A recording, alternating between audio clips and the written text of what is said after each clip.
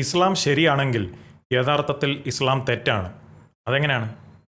നിങ്ങൾ കേട്ട് കാണും, മുസ്ലിംസ് പറയുന്ന ഒരു സാധാരണയായിട്ടുള്ളൊരു കാര്യമാണ്, യഹൂദരും ക്രിസ്ത്യാനികളും അവരുടെ തിരുവെഴുത്തുകളെ കറപ്റ്റ് ചെയ്ത് കളഞ്ഞു, തിരുത്തി എഴുതി മാറ്റിയെന്ന്. നിങ്ങൾക്ക് അതിശയമുണ്ടാകുമോ?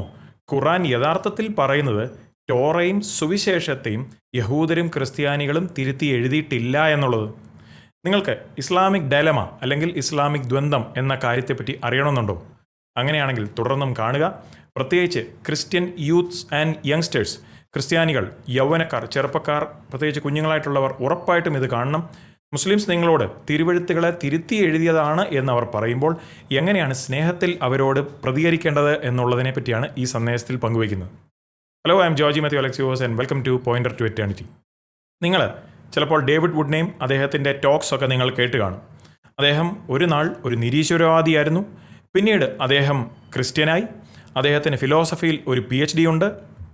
ഇസ്ലാമിക സ്പീക്കേഴ്സുമായിട്ടുള്ള രീതിയിൽ സംസാരിക്കുന്നതിലെ മുൻനിരയിലുള്ള ക്രിസ്ത്യൻ അപ്പോളജിസ്റ്റിലെ ഒരാളാണ് David would.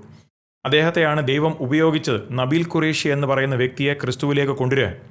And over the years അദ്ദേഹം ഇസ്ലാമിനെതിരെയുള്ള ഏറ്റവും പവർഫുള്ളായിട്ടുള്ള ആർഗ്യുമെൻറ്റിലെ ഒന്നായിട്ടുള്ള ഇസ്ലാമിക് ഡയലമയെ പെർഫെക്റ്റ് ചെയ്തിട്ടുണ്ട്. അദ്ദേഹം ഇസ്ലാം എന്തുകൊണ്ടാണ് തെറ്റ് എന്നുള്ളതിനെ പുറത്തു കാട്ടുന്നു. ഈ ഒരു സന്ദേശത്തിൽ നമ്മൾ അദ്ദേഹത്തിൻ്റെ ടോക്ക് ഒന്ന് കേൾക്കാൻ പോവുകയാണ്. ഇടയ്ക്കിടയ്ക്ക് ഞാനൊന്ന് പോസ് ചെയ്ത് അദ്ദേഹം എന്താണ് പറഞ്ഞതെന്നുള്ളത് മലയാളത്തിലും കൂടെ എക്സ്പ്ലെയിൻ ചെയ്യും. അപ്പോൾ സ്റ്റാർട്ട് ചെയ്യാം.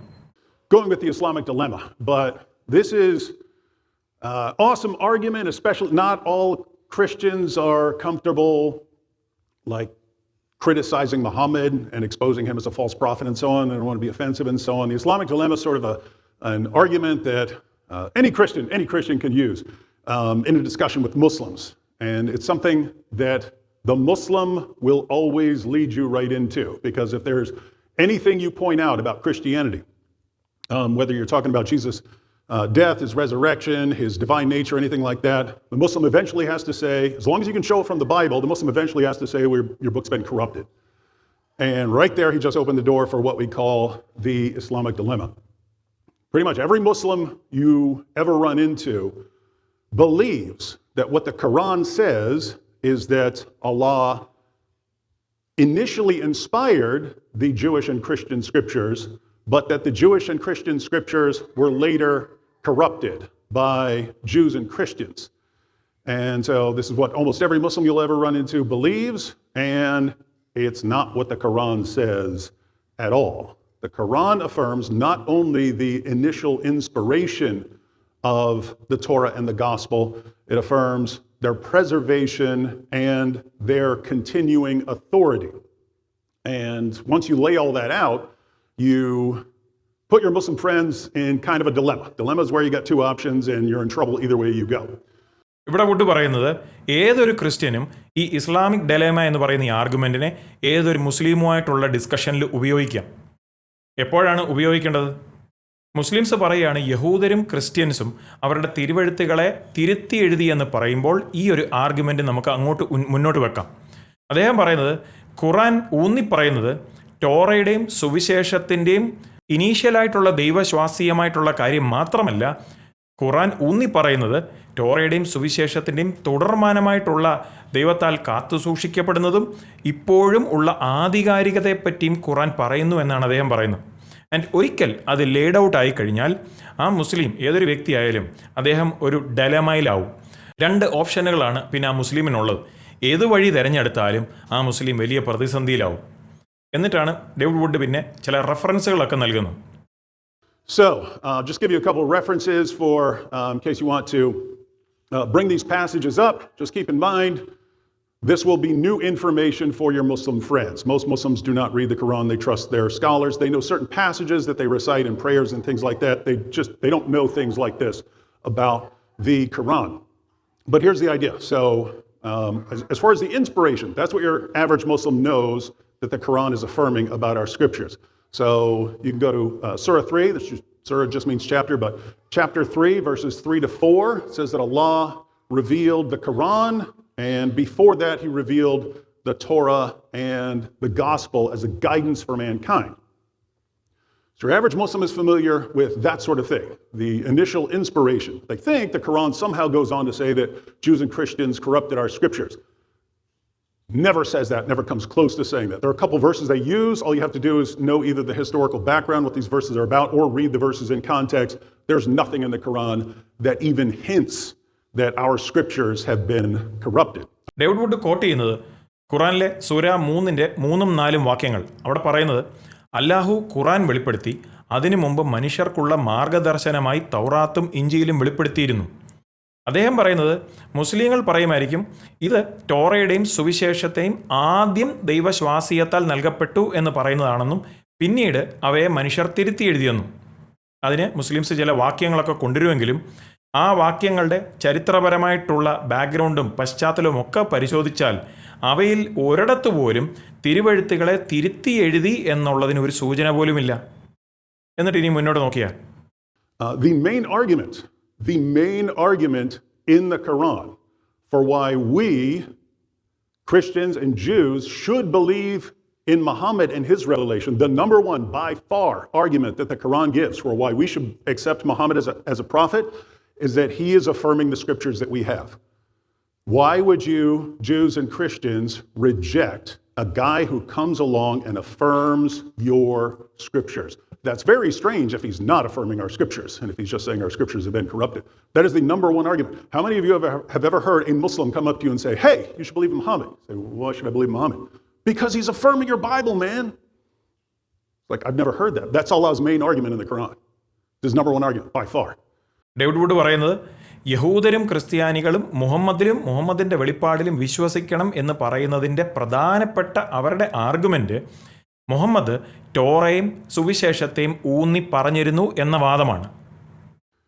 His second argument for why Jews and Christians should believe Muhammad is that Muhammad is prophesied in our scriptures. Our scriptures talk about Muhammad. So our scriptures are somehow pointing forward to Muhammad, and Muhammad is pointing back to our scriptures and giving them the thumbs up, and that's why we should believe in him.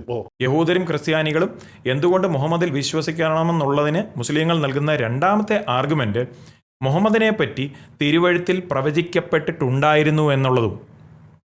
By the way, കുറച്ച് നാളുകൾക്ക് മുമ്പ് ഞാൻ മറ്റൊരു സന്ദേശത്തിൽ എന്താണ് പാരാക്ലൈറ്റോസ് എന്ന് പറയുന്ന Greek പദത്തിൻ്റെ അർത്ഥം, എങ്ങനെയാണ് അത് പരിശുദ്ധാത്മാവിലേക്ക് പോയിന്റ് ചെയ്യുന്നത്, അല്ലാതെ മുഹമ്മദിലേക്കല്ല പോയിന്റ് ചെയ്യുന്നത്. മുസ്ലിങ്ങൾ പറയും അത് മുഹമ്മദിലേക്കാണ് പോയിന്റ് ചെയ്യുന്നത്. അല്ല, 11 കാരണങ്ങൾ എന്തുകൊണ്ടാണ് ആ വാക്ക് പരിശുദ്ധാത്മാവിലേക്ക് പോയിന്റ് ചെയ്യുന്നുള്ളതിൻ്റെ ആ സന്ദേശം, അതിൻ്റെ ലിങ്ക് ഞാൻ താഴെ ഡിസ്ക്രിപ്ഷനിൽ കൊടുത്തേക്കാം. അത് ഉറപ്പായിട്ടും നിങ്ങൾ കാണണം. അപ്പോൾ നമ്മൾ ഈ ടോക്കിലേക്ക് മടങ്ങി വന്നാൽ If you say our scriptures have been corrupted, none of that works anymore. If he's not affirming our scriptures, well, we obviously wouldn't believe in him because he's affirming our scriptures. Or if you're saying there are prophecies about him in corrupt scriptures, well, how would we know the prophecies about him aren't part of the corrupt scriptures? Why would we believe in that? So the entire argument that the Quran gives for why Jews and Christians should believe Muhammad breaks down as soon as you say the Bible's been corrupted. David Wood പറയുന്നത് മുസ്ലിങ്ങൾ പറയുകയാണ് നമ്മുടെ തിരുവെഴുത്തുകൾ തിരുത്തി എഴുതപ്പെട്ടതാണെന്ന് പറഞ്ഞാൽ പിന്നീട് ഒന്നും work ചെയ്യില്ല. മുഹമ്മദ് നമ്മുടെ തിരുവെഴുത്തുകളെ ഊന്നി പറയുന്നില്ല എങ്കിൽ നമുക്ക് മുഹമ്മദിൽ വിശ്വസിക്കേണ്ട കാര്യമില്ല. കാരണം മുഹമ്മദ് നമ്മുടെ തിരുവെഴുത്തുകളെ ഊന്നി പറയുകയാണ്. മറിച്ച് മുഹമ്മദിനെപ്പറ്റി ചില പ്രവചനങ്ങൾ തിരുവെഴുത്തുകളിൽ ഉണ്ട് എന്ന് പറഞ്ഞാൽ നമുക്ക് എങ്ങനെ പറയാൻ സാധിക്കും ആ പ്രവചനങ്ങൾ തിരുത്തി എഴുതപ്പെട്ട വേദഭാഗങ്ങളിലേ അല്ല എന്നുള്ളത്? അപ്പോൾ ബൈബിൾ തിരുത്തി എഴുതപ്പെട്ടു എന്ന് പറയുന്ന ഒരു കാര്യം മുസ്ലിംസ് മുന്നോട്ട് വെച്ചാൽ ആ സെക്കൻഡിൽ തന്നെ യഹൂദരും ക്രിസ്ത്യാനികളും മുഹമ്മദിൽ വിശ്വസിക്കണം എന്ന് പറയുന്ന ആർഗ്യുമെൻ്റ് അവിടെ പൊളിയും. ഇനിയിപ്പോൾ ഡേവിഡ് വുഡ് മുന്നോട്ട് വെക്കുന്ന ചില വാക്യങ്ങളിൽ വീണ്ടും വീണ്ടും ഖുറാനിൽ നിന്നുള്ള വാക്യങ്ങൾ താൻ പറയുകയാണ് അള്ളാഹുവിൻ്റെ വാക്കുകളെ ആർക്കും തിരുത്തി എഴുതാൻ സാധിക്കില്ല എന്നുള്ളത്. But you actually have specific verses talking about the preservation, not just of our scriptures in particular, but of any of Allah's scriptures. Surah 18, verse 27, chapter 18, verse 27 says, no one can change Allah's words. It says, recite what has been revealed to you of the book of your Lord. There is none who can change his words. And Muslims will look at that and say, well, that just means his words in the Quran. Well, it doesn't say his words in the Quran. It says no one can change his words. That's the reason you're supposed to trust the Quran, is because no one can change Allah's words. Well, if all of his previous scriptures have been corrupted, he's got a pretty bad track record of being able to protect his words. My friend Anthony Rogers compares this to like, suppose you needed heart surgery and you start examining like you start looking up heart surgeons and you got this heart surgeon, he's bragging that he's never lost a patient, he's the best heart surgeon in the world. And then you check his background and every single patient he's ever had died on the operating room table. Like, you gonna trust this guy to perform surgery on you? Like, no. Well, why are you gonna trust the Quran when the reason it gives is that no one can change Allah's words and all of his previous scriptures have somehow been corrupted? It would be not the sort of guy you trust. Soora 18:27 പറയുന്നു, ആർക്കും അള്ളാഹുവിൻ്റെ വാക്കുകളെ തിരുത്തി എഴുതാൻ പറ്റില്ല എന്ന്. മുസ്ലിങ്ങൾ പറയുമായിരിക്കും ഇത് ഖുറാനിനെ പറ്റിയാണ് പറയുന്നത്, പക്ഷേ ആ വാക്യത്തിൽ അങ്ങനെ ഒരു അർത്ഥമൊന്നുമില്ല. ഇഫ് ആർക്കും അള്ളാഹുവിൻ്റെ വാക്കുകളെ തിരുത്തി എഴുതാൻ സാധിക്കില്ല എങ്കിൽ എങ്ങനെയാണ് പിന്നീട് ഒരാൾക്ക് പറയുവാൻ സാധിക്കുന്നത് ആരോ അള്ളാഹുവിൻ്റെ മുമ്പ് കൊടുത്തിരുന്ന വാക്കുകളെ തിരുത്തി എഴുതി എന്നുള്ളത്? അതൊരു പ്രശ്നമല്ലേ? വുഡ് പറയുന്നത് ഒരു ഡോക്ടറിനെ പറ്റിയാണ്. ആ ഡോക്ടർ സ്വയം പറയുന്നത് താനാണ് ബെസ്റ്റ് ഹാർട്ട് സർജൻ എന്നുള്ളത്. പക്ഷേ ആ ഹാർട്ട് സർജൻ്റെ ട്രാക്ക് റെക്കോർഡ് നമ്മളൊന്ന് പരിശോധിച്ചാൽ തൻ്റെ ഓപ്പറേഷൻ ടേബിളിൽ വന്ന എല്ലാ പേഷ്യൻറ്റും മരിച്ചുപോയി. അപ്പോൾ പിന്നെ അങ്ങനെ ഒരു ഡോക്ടറിനെ എങ്ങനെ വിശ്വസിക്കും? ഇനി മുന്നോട്ട് പറയുന്നത് ശ്രദ്ധിച്ചേ. So you have verses like that say no one can change Allah's words. You've got Surah 7, verse 157, where it talks about Jews and Christians who read about Muhammad, and it says, and we find him mentioned in the Torah and the Gospel that are written down with us. It's talking about written documents that we still have. And the Quran over and over again says it's affirming the preservation of our scriptures, and these are some of the clearest verses in the Quran. David Wood പറയുന്നത് സൂറത്ത് 7:157 യഹൂദരും ക്രിസ്ത്യാനികളും മുഹമ്മദിനെക്കുറിച്ച് വായിക്കുന്നതായി പറയുന്നു. അവനെ ഞങ്ങൾക്കൊപ്പം എഴുതിയിരിക്കുന്ന തൗറാത്തിലും ഇഞ്ചീലിലും കണ്ടെത്തുന്നു എന്ന് അതിൽ പറയുന്നു. ഇത് നമ്മളോടൊപ്പമുള്ള എഴുതിയ രേഖകളെക്കുറിച്ചാണ് സംസാരിക്കുന്നത്. പിന്നീട് അടുത്ത വാക്യം. In Surah 2, verse 85, Allah says to the Jews, He says, if you don't believe in all of your book, not just parts of it, I will send you to hell. It's a very strange way to say, hey, your book's been corrupted, only believe in parts. I'm saying that because every Muslim you run into will tell you, yeah, just believe in the parts that line up with Islam. Well, Allah says in the book that you're telling me to believe in that if we just believe in parts, He'll send us to hell. So what's going on there? So you have all kinds of verses like this in the Quran that are affirming the preservation of the scriptures. Soora 2:85 അള്ളാഹ് യഹൂദരോട് പറയുന്നു, നിങ്ങൾക്ക് നൽകപ്പെട്ട പുസ്തകത്തിലെ ചില ഭാഗങ്ങൾ മാത്രമല്ല, നിങ്ങളുടെ പുസ്തകം മുഴുവൻ വിശ്വസിക്കുന്നില്ല എങ്കിൽ ഞാൻ നിങ്ങളെ നരകത്തിലേക്ക് അയക്കുമെന്ന്. വുഡ് പറയുന്നത് മുസ്ലിങ്ങൾ പറയാൻ സാധ്യതയുണ്ട് ഇസ്ലാമുമായി പൊരുത്തപ്പെടുന്ന ബൈബിളിലെ ഭാഗങ്ങൾ മാത്രം നമ്മൾ അംഗീകരിക്കണമെന്ന്. എന്നാൽ മുസ്ലിങ്ങൾ നമ്മളോട് വിശ്വസിക്കണമെന്ന് പറയുന്ന അതേ പുസ്തകത്തിൽ തന്നെ ഭാഗികമായി മാത്രം വിശ്വസിച്ചാൽ അല്ലാതെ നമ്മെ നരകത്തിലേക്ക് അയക്കുമെന്ന് പറയുന്നു. അതിനാൽ ബൈബിൾ സംരക്ഷിക്കപ്പെട്ടിരിക്കുന്നുവെന്ന് കാണിക്കുന്ന ഈ എല്ലാ വചനങ്ങളും വുഡ് മുന്നോട്ട് വയ്ക്കുന്നു. But what's interesting is your average Muslim also thinks that what Jews and Christians are supposed to do is we're supposed to convert to Islam and follow Muhammad and just go with the Quran because our scriptures have been corrupted. Not what the Quran orders Jews and Christians to do. Surah 5, verse 43. Surah 5, verse 43 of the Quran. Jews come to Muhammad to settle a dispute. And Allah says in the Quran, why are they coming to you when they have the Torah? They don't need you, they've got the Torah. The historical background you find in the Hadith, Muslims don't just believe in the Quran, that's the speech of Allah. Muhammad's life and teachings, those are in the Hadith. But the historical backgrounds in the Hadith, Jews come to Muhammad to settle a dispute. And they put Muhammad on this judgment cushion to signify that he's the judge. Muhammad said, Jews, bring me the Torah. They bring out the Torah. He gets off the cushion, puts the Torah on the judgment cushion, and says, I believe in you and in the one who revealed you. It's a very strange way of saying, hey, your book's been corrupted, you need to get rid of it, just go with the Quran.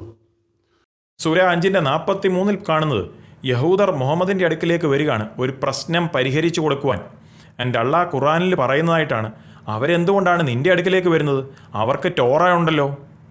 And ഇവിടെ നമ്മൾ ഹദീത്തൊക്കെ ഒന്ന് പരിശോധിച്ചാൽ നമ്മൾ കാണുന്നത് മുഹമ്മദിനെ ഒരു ന്യായാധിപൻ ഇരിക്കേണ്ട ഒരു കുഷനിലേക്ക് അവർ ഇരുത്തിയിട്ട്, കാരണം തന്നെ ഒരു ന്യായാധിപനായിട്ടാണ് അവർ കാണുന്നത്. പക്ഷേ മുഹമ്മദ് പറയുന്നത് യഹൂദരെ ടോറ എടുത്തുകൊണ്ട് വാ. അവർ ടോറ എടുത്തുകൊണ്ട് വരും. താൻ, അതായത് മുഹമ്മദ് കുഷനിൽ നിന്ന് ഇറങ്ങി മാറിയിട്ട് ടോറ എടുത്ത കുഷനിലേക്ക് വെക്കും.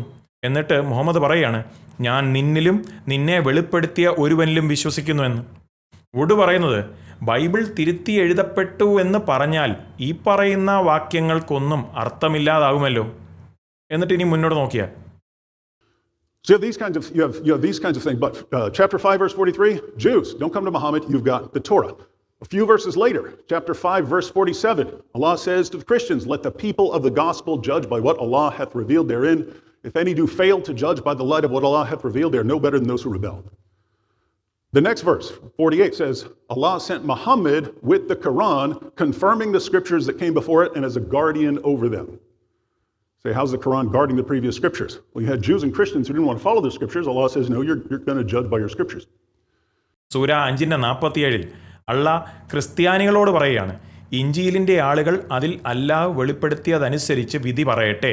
അല്ലാഹ് വെളിപ്പെടുത്തിയ പ്രകാശമനുസരിച്ച് വിധി പറയുന്നതിൽ ആരെങ്കിലും പരാജയപ്പെടുന്നുവെങ്കിൽ അവർ കലാപം നടത്തിയവരെക്കാൾ മെച്ചപ്പെട്ടവരല്ല.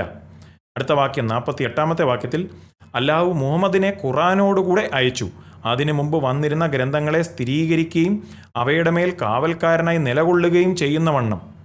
എന്നിട്ട് ഇനി മുന്നോട്ട് വുഡ് പറയുന്നത് ശ്രദ്ധിച്ചേ.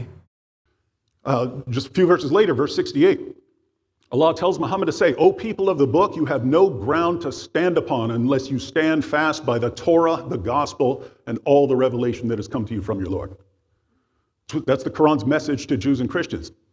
And so, interestingly, the Torah and the gospel, according to the Quran, aren't just authorities for Jews and Christians, they're also an authority for Muhammad himself as to whether he's actually receiving revelations from God. Wood പറയുന്നത് സൂര 5:68 അല്ലാഹ് മുഹമ്മദിനോട് പറയാൻ കൽപ്പിക്കുന്നു, ഓ ഗ്രന്ഥമുള്ളവരെ, നിങ്ങളുടെ രക്ഷിതാവിൽ നിന്ന് നിങ്ങളിലേക്ക് വന്ന വെളിപ്പെടുത്തലുകൾ മുഴുവനും തൗറാത്തും ഇഞ്ചീലും ഉറച്ചു പിടിച്ച് നിലകൊള്ളാതെ നിങ്ങൾക്ക് ഉറച്ച അടിസ്ഥാനമൊന്നുമില്ല. ആശ്ചര്യകരമായി ഖുറാൻ പ്രകാരം തൗറാത്തും ഇഞ്ചീലും യഹൂദർക്കും ക്രിസ്ത്യാനികൾക്കും മാത്രമുള്ള അധികാര ഗ്രന്ഥങ്ങളല്ല, ദൈവത്തിൽ നിന്നാണ് വെളിപ്പാട് ലഭിക്കുന്നതെന്ന് ഉറപ്പാക്കാൻ മുഹമ്മദിന് തന്നെ പരിശോധിക്കാനുള്ള മാനദണ്ഡമായും അവർ പ്രവർത്തിക്കുന്നു. അതല്ലേ ഖുറാൻ ഇപ്പോൾ പറഞ്ഞത്. Allah says to Muhammad, chapter 10, verse 94, Muhammad, if you are in doubt as to what we have revealed to you, ask those who are reading the book before you. So Muhammad, if you want to know if your revelations are from God, go check with the people of the book, Jews and Christians. Make sure your revelations line up with theirs. Doesn't make sense if we have corrupt scriptures. Soora 10:94 കാണുന്നത്, മുഹമ്മദേ, നിനക്ക് ഞങ്ങൾ വെളിപ്പെടുത്തിയതിനെക്കുറിച്ച് സംശയമുണ്ടെങ്കിൽ നിനക്ക് മുമ്പ് ഗ്രന്ഥം വായിക്കുന്നവരോട് ചോദിക്കൂ. അതായത് മറ്റൊരർത്ഥത്തിൽ പറഞ്ഞാൽ, മുഹമ്മദേ, നിന്റെ വെളിപ്പാടുകൾ ദൈവത്തിൽ നിന്നുള്ളതാണോ എന്നറിയാൻ നീ ഗ്രന്ഥമുള്ളവരായ യഹൂദന്മാരെയും ക്രിസ്ത്യാനികളെയും സമീപിക്കൂ. നിന്റെ വെളിപ്പാടുകൾ അവരുടേതുമായി പൊരുത്തപ്പെടുന്നുവെന്ന് ഉറപ്പാക്കുക. ബൈബിൾ തിരുത്തി എഴുതപ്പെട്ടു എന്ന് പറഞ്ഞാൽ ഈ പറയുന്ന വാക്യങ്ങൾ ഖുറാനിലെ വാക്യങ്ങൾക്കൊന്നും അർത്ഥമില്ലാതാകുമല്ലോ. So when you look at what the actual Quran says, and not the sort of the myth that Muslims have built up over the years, because they eventually found out what's in the Torah and the Gospel, and they found out it doesn't line up. So they had to say our book's been corrupted. Not what Allah says, not what Muhammad said. But when you put it all together, they end up with a dilemma, because there's two possibilities here. Either Jews and Christians have the inspired, preserved, authoritative Word of God, or we don't. It's one or the other. If we have the inspired, preserved, authoritative Word of God, Islam is false because it contradicts what we have on basic doctrines, the death and resurrection of Jesus, his divine nature, and so on. So if we have the inspired, preserved, authoritative Word of God, Islam is false.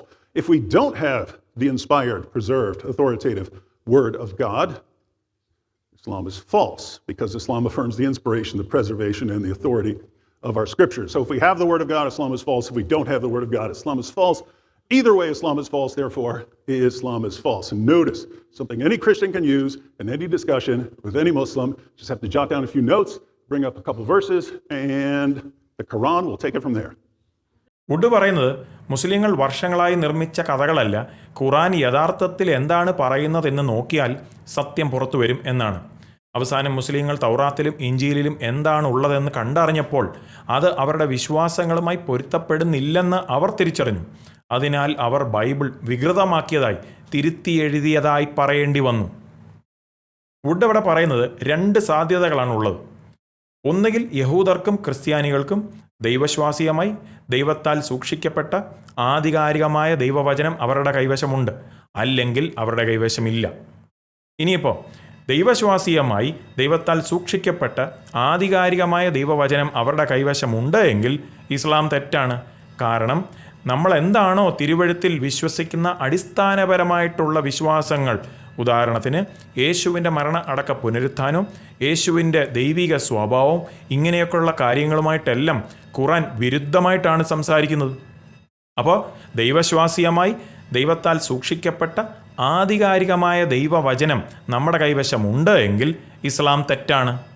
ഇനിയിപ്പം ദൈവശ്വാസീയമായി ദൈവത്താൽ സൂക്ഷിക്കപ്പെട്ട ആധികാരികമായ ദൈവവചനം നമ്മുടെ കൈവശം ഇല്ല എങ്കിൽ, ക്രിസ്ത്യൻസിൻ്റെയും യഹൂദരുടെയും കൈവശം ഇല്ല എങ്കിലും ഇസ്ലാം തെറ്റാണ്. കാരണം ഇസ്ലാം ഊന്നി പറയുന്നത് ദൈവത്താൽ ശ്വാസീയമായ ദൈവത്താൽ സൂക്ഷിക്കപ്പെട്ട നമ്മുടെ തിരുവെഴുത്തിൻ്റെ ആധികാരികതയെക്കുറിച്ചാണ്. അപ്പോൾ ദൈവത്തിൻ്റെ സത്യവചനം നമ്മുടെ കൈവശം ഉണ്ട് എങ്കിൽ ഇസ്ലാം തെറ്റാണ്. ദൈവത്തിൻ്റെ സത്യവചനം നമ്മുടെ കൈവശം ഇല്ല എങ്കിലും ഇസ്ലാം തെറ്റാണ്. ഏത് രീതിയിൽ നോക്കിയാലും ഇസ്ലാം തെറ്റാണ്. അതുകൊണ്ട് ഇസ്ലാം തെറ്റാണ്. ഡേവിഡ് വുഡ് പറയുന്നത് ഏതൊരു ക്രിസ്ത്യാനിക്കും ഈ പറയുന്ന ചില ഖുറാനിലെ വാക്യങ്ങളൊക്കെയും ജോട്ട് ഡൗൺ ചെയ്തിട്ട് അത് മുസ്ലിംസുമായിട്ടുള്ള ഡിസ്കഷനിൽ ഉപയോഗിക്കാമെന്നുള്ളത്. ഇസ്ലാമിന് അതിൻ്റേതായിട്ടുള്ള ഫൗണ്ടേഷനിൽ നിൽക്കാൻ സാധിക്കില്ല. അതുകൊണ്ട് തന്നെ അത് തെറ്റാണ്. ക്രിസ്ത്യാനിറ്റി വെളിപ്പെടുത്തുന്നത് യഥാർത്ഥത്തിൽ ചരിത്രപരമായിട്ടുള്ള ഒരു രക്ഷിതാവിനെ, യേശുവിനെ, ഈ ചരിത്രത്തിലേക്ക് പ്രവേശിച്ച, പ്രവചനം നിവർത്തിച്ച യേശുവിനെ, പാപം കൂടാതെ ജീവിച്ച് ക്രൂശിലേക്ക് താൻ സ്വന്തം ഇഷ്ടപ്രകാരം പോയി നമ്മൾ അനുഭവിക്കേണ്ട ആ ദൈവക്രോധം യേശു അനുഭവിച്ച് നമുക്ക് വേണ്ടിയുള്ള വീണ്ടെടുപ്പിൻ്റെ വില യേശു നൽകി. 3 ദിവസം ശേഷം യേശു മരിച്ചവരുടെ ഇടയിൽ നിന്ന് ഉയർത്തെഴുന്നേറ്റ് യേശു എന്തെല്ലാമാണോ പറഞ്ഞതെന്നുള്ളത് സത്യമാണെന്ന് തെളിയിക്കുകയും യേശുവിന് മാത്രമാണ് നമ്മെ രക്ഷിക്കുവാനായിട്ടുള്ള അധികാരം എന്നുള്ള വസ്തുതയും തെളിയിച്ചു. നാം എല്ലാവരും ദൈവമുമ്പാകെ ഒരു നാൾ നിൽക്കേണ്ടി വരും. നമ്മുടെ പ്രയത്നങ്ങളോ നമ്മുടെ മതമോ നമ്മുടെ ആത്മാർത്ഥതയോ നമ്മുടെ നല്ല പ്രവൃത്തികൾക്കോ നമ്മുടെ പാപത്തെ നമ്മളിൽ നിന്ന് അകറ്റുവാൻ സാധിക്കില്ല. നമുക്ക് നമ്മെ തന്നെ രക്ഷിക്കുവാനും സാധിക്കില്ല. പക്ഷേ പ്രത്യാശയുണ്ട്. യേശുക്രിസ്തു ഈ ഒരേ ഒരു കാരണത്തിനു വേണ്ടിയാണ് ഈ ഭൂമിയിലേക്ക് വന്നത്, നമ്മെ ഓരോരുത്തരെയും രക്ഷിക്കുവാൻ. അവിടുന്ന് ഇന്ന് നിങ്ങളെ വിളിക്കുന്നത് മാനസാന്തരപ്പെടുവിൻ, നിങ്ങളുടെ പാപത്തെ വിട്ട് തിരിയുവിൻ, നിങ്ങളുടെ ആശ്രയം, രക്ഷയ്ക്ക് വേണ്ടിയുള്ള ആശ്രയം യേശുവിൽ മാത്രം അർപ്പിക്കുവിൻ. യേശു പല ഓപ്ഷനുകളിലെ ഒരു ഓപ്ഷൻ എന്നല്ല. യേശു മാത്രമാണ് വഴിയും സത്യവും ജീവനും.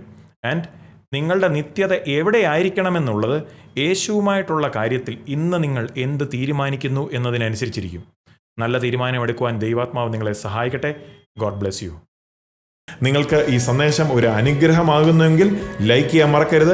നിങ്ങൾ സബ്സ്ക്രൈബ് ചെയ്തിട്ടില്ല എങ്കിൽ സബ്സ്ക്രൈബ് ചെയ്യാനും ചേർന്ന് കാണുന്ന ബെൽ ഐക്കണും പ്രസ് ചെയ്ത് സബ്സ്ക്രൈബ് ആവുമെങ്കിൽ നിങ്ങൾക്ക് ഇപ്രകാരമുള്ള അപ്ഡേറ്റുകളും ബൈബിൾ സ്റ്റഡി സെഷനുകളും എല്ലാം ഇതേ ചാനലിൽ എപ്പോഴൊക്കെ അപ്ലോഡ് ആകുമോ നിങ്ങൾക്കത് നോട്ടിഫിക്കേഷനായി ലഭിക്കുന്നതായിരിക്കും.